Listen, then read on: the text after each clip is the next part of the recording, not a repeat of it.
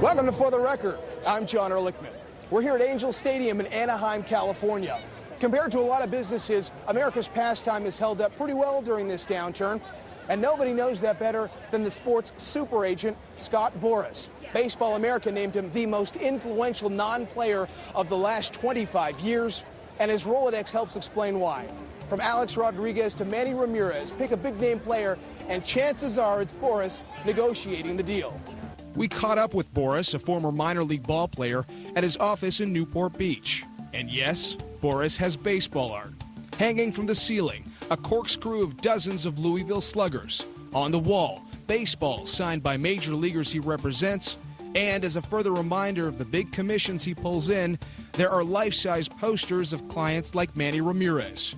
Boras became a household name when he negotiated Alex Rodriguez's $252 million deal in 2000, a contract eclipsed only by A-Rod's most recent deal with the Yankees. Mike Kramer was president of the Rangers when Rodriguez was signed. It's hard to sum up Scott in one word, but give me a break and let me do a couple. Aggressive, smart, challenging, maybe overreaches, but a tough guy, a very complex guy. A complex guy whose mission remains simple. Stick to the one sport he knows and loves. We don't represent players in other sports because our effectiveness is based upon the fact that we were players, we live the life, and our focus is just 24/7 on one sport. And I want the athletes that we represent to know that we monitor the sport from every level, amateur, international, minor league, major league, so that we really can have a feel for the advice that we give.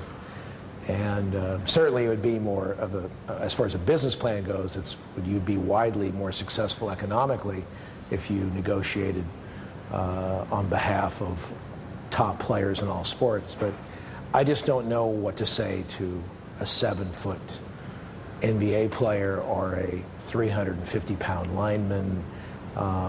And I think you would fall into that trap of being very general about what you see from a lot of people who are in the business of representing players, and that's just not something I ever wanted to be. One thing we've heard in the media and baseball circles is that there are some teams that won't negotiate with Scott Boras. Is that true? Are there really teams out there that won't negotiate with you? I can only give you the best evidence, and that is in the last 3 years, we've negotiated a contract with every major league team. I could probably go back historically and tell you that I don't know of any owner or any franchise that does not want premium talent, and that's what we're associated with. Let's talk a little bit about the free agency process. The Scott Boras binders, which are legendary and presented to teams that are interested in some of your clients. I think it's Johnny Damon of the New York Yankees who once joked he looked at his binder and he felt like Ty Cobb after looking at it. I mean, is that a signature Boras strategy? With maybe as many as 100, 150 free agents available in Major League Baseball annually, the press, the teams, the owners, and our own players, for them to have a historical perspective of how their performance rates among current players, past players, in some instances the history of the game. It put a perspective on it, I think, that gave everyone a measurement that was a little bit different than what was available.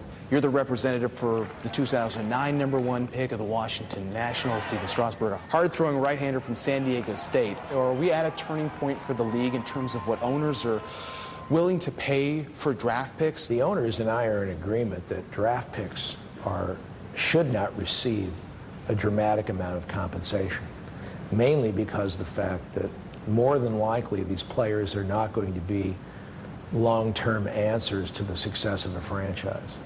So the numbers are just clear. But every player that we've asked for $4 million or more in the draft has turned out to be not only a major leaguer, but grandly successful major leaguers. I want to talk about the dark cloud, if you will, over baseball, performance-enhancing drugs. From the context of financially, has it hurt the game? So far, the suggestion is no. As for player salaries, if there's a player that's been caught up in a scandal like this and that player is up for a contract renegotiation or free agency in a year or let's say 2 years, how might that player be affected by all this? I think the damning of players for conduct that occurred in the early 2000s is one where, frankly, all of us, myself included, who've been in the game a long time, we could have done a better job in education. We could have done a better job in creating a better approach to this process, more boundaries, more medical knowledge to everybody, ownership and players. And we've suffered from that in the early 2000s. Now that we're seeing a very strong testing system take effect, and we're seeing the very few players that, frankly, the players are certified by that testing system to be within the boundaries of the game, and those boundaries are to be legislated annually. Despite all the issues, the fan interest has risen, which is the greatest statement, because I think once the fans know that there are steps being taken, and once they know that the sport is as real and natural as it could be for the era, then I think the fact that that interest will continue, and then the contracts are justified because the revenues are given to the owners by the fans. Welcome back to For the Record. I'm John Ehrlichman. Baseball's super agent Scott Boras gets a lot of attention for the deals he negotiates, but deals are just one part of his business, Boras Corporation. He helps clients with their marketing needs. He even has psychologists on staff. Our commitment to players is one where the genesis of it is when you were a player. What did you need? And I always wish that I had more information about how to be a better player. Well, I had 3 knee operations. I would have wanted to know more about conditioning. And so we set up a sport fitness institute. We have our own trainers who interact with the club's trainers, and we monitor our players year-round. We provide them with information. We have a very specialized approach that is just related to baseball, and we have different plans for a catcher versus a pitcher, or a relief pitcher versus a starting pitcher, and infielders versus outfielders. And so we try to bring as much science and conversation into the community of this so we can do our best to give players information so that they have a plan. On the psychological side, there's no player I've ever represented that has not gone into that moment, the abyss, because that's where the game takes you.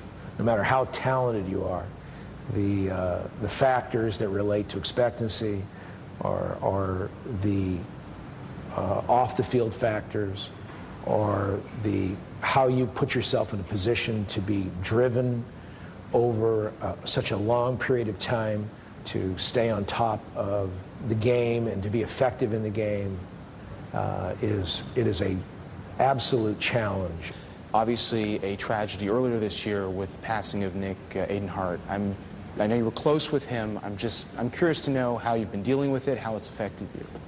We go to the ballpark in Anaheim a lot, and there's still a memorial out there for Nick.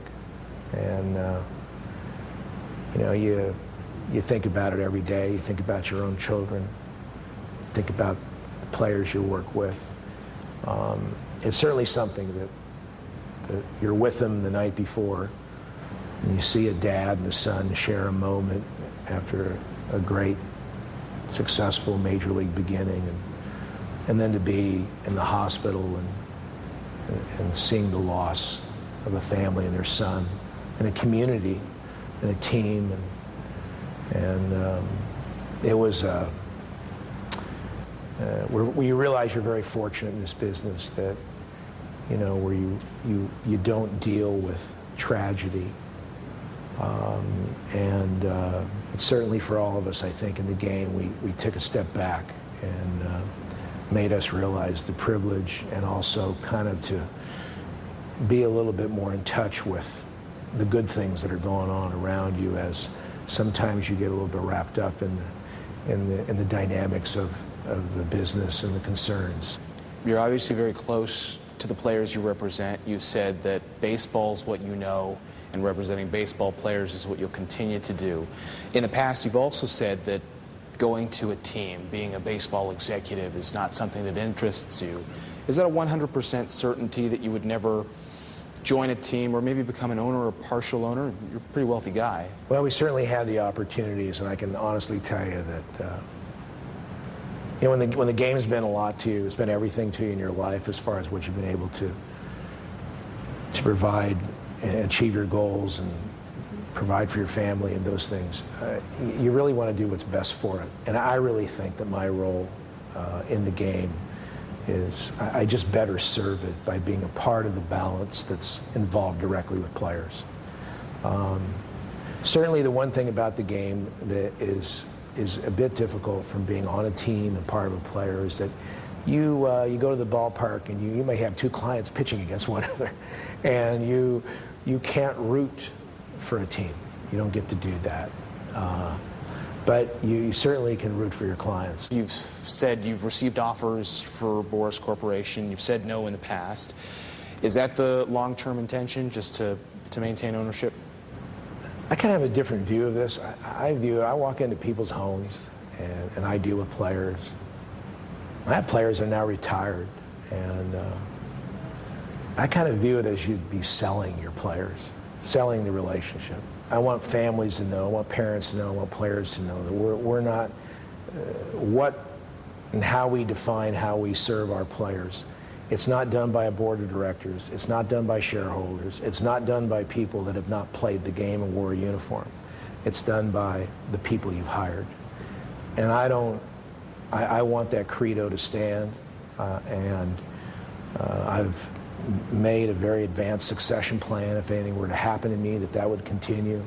And certainly the selling of this institution is not something that would ever happen, certainly under, while I'm alive, or as long as my legal documents are living.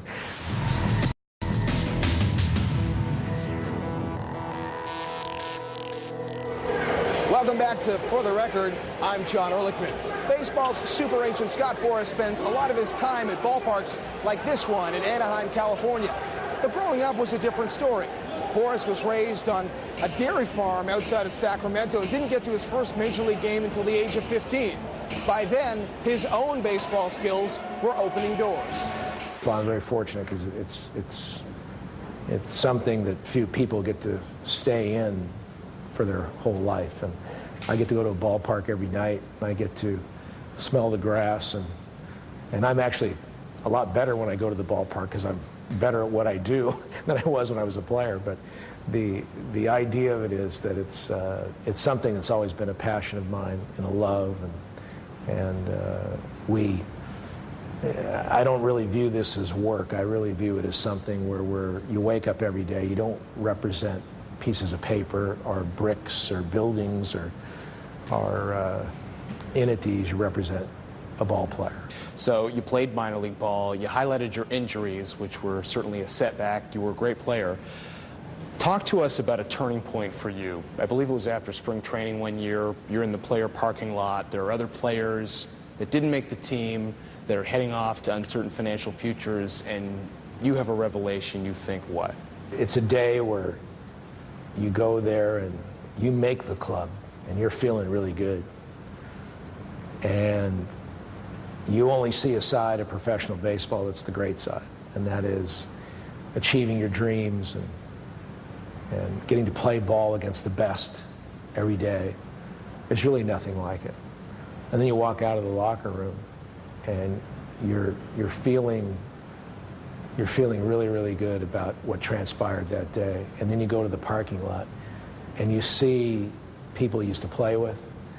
You see their wives crying, their children seeing their parents upset, they're crying. They have no jobs, they have no future. They don't have an education. They were the stars of their high school classes because they were the great baseball player who was drafted. They had money at a young age, and 4 or 5 years later, they have nothing. And when you realize that that happens to 99% of the players that sign a pro contract, that's how it ends up. They don't see the big leagues. They play 3 or 4 years in the minor leagues and they're done. I just never thought about it. I want to take you back to 1983. It's the amateur draft. You're representing the #1 pick, Tim Belcher, drafted #1 by the Minnesota Twins. The Twins put an offer on the table. It looks like offers that we've seen from first-round picks for who knows how many years. Tell us what you said to your client. The draft began in 1965, and Rick Monday got $100,000 to sign. 17 years later, Sean Dunston was the #1 pick of the nation, and he got offered $100,000 to sign. The revenues of the game had gone up dramatically, and yet for the drafted player, they had remained static. I knew something was going to happen to the game unless it changed. And that meant that the great athletes were going to go to the NBA or the NFL or the NHL because they were increasing their bonus offers to players. And that was the point that we made to the players, and eventually we started moving the bonuses through a representation process that resulted in them getting somewhat of a value point that represented what their true value to the franchise was. One thing that I find interesting, you have a PhD in pharmacology, and from what I understand, during that process you learned how to go about pricing products that aren't yet on the market. Did that help you when you were trying to determine what is the value of a baseball player? I think my medical training helped me a great deal in understanding the need for expertise in bringing about the durability of a player. Primary issue in their careers is the game. The game will always beat you, and the time frame you can wear a uniform is very limited, and you've got to do extraordinary things and have an extraordinary path to stay competitive with the game. Welcome back to For the Record. I'm John Ehrlichman. Baseball's super agent Scott Boras has clients all over the world, and part of his specialty is taking players from one league to the major leagues. A great example came in 2006 when he took a Japanese pitching sensation known to fans as Daisuke and brought him to the Boston Red Sox.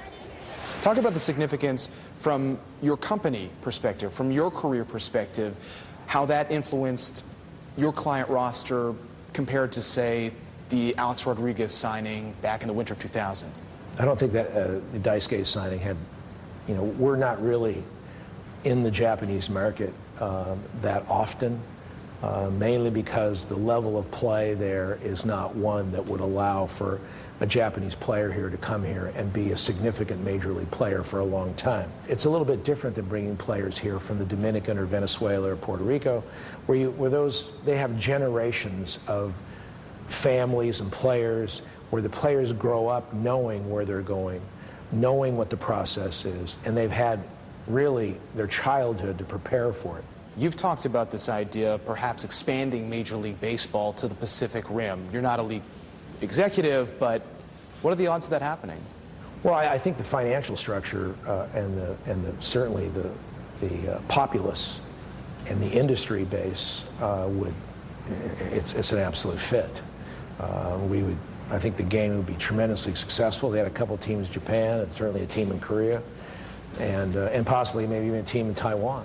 But we've got to implement a little bit faster jet travel to allow that to happen, because it's just been, frankly, very difficult on the teams that have gone to Japan and have come back here to play to start their seasons. It's been a process for the clubs that have done that. Something else that you've talked a little bit about is potentially changing the World Series. Instead of having 7 games, maybe you have 9 games. You have the first 2 games played in a neutral city, and how do you decide on that city? You bid for the rights like the Olympics. There are a lot of traditionalists in baseball.